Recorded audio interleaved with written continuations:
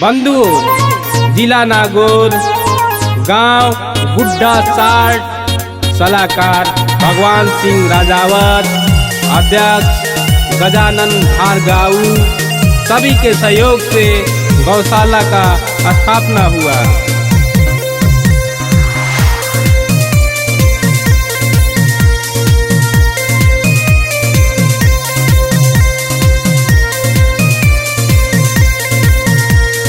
राम श्याम सा सुंदर दूजा नाम नहीं है।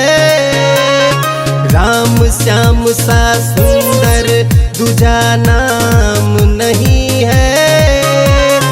गौ सेवा जैसा जग में कोई काम नहीं है, कोई काम नहीं है।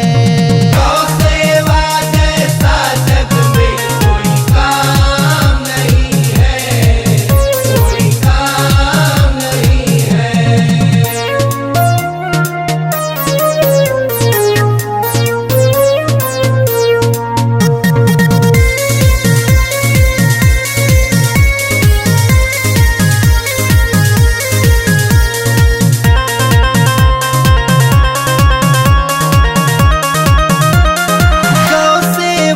करने से खुश होता है मुरली वाला, पाता है वो पुण्य बहुत जो बनवाए गौशाला। गौ सेवा करने से खुश होता है मुरली वाला, पाता है वो पुण्य बहुत जो बनवाए गौशाला। जिस घर में गौ नहीं वो कोई धाम नहीं है। जिस घर में गौ नहीं वो कोई धाम नहीं है। गौ सेवा जैसा जग में कोई काम नहीं है, कोई काम नहीं है।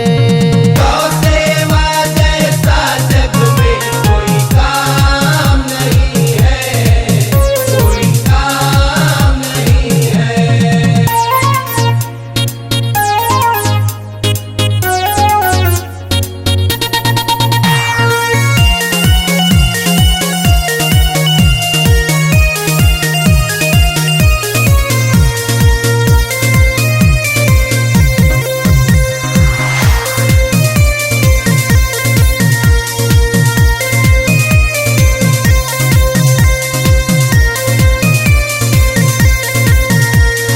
इसका दूध पिया है, इससे हमारा नाता है।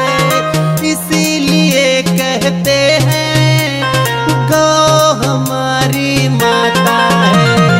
इसका दूध पिया है, इससे हमारा नाता है। इसीलिए कहते हैं गौ हमारी माता है। गौ सेवा बिन मन को कहीं आराम नहीं है।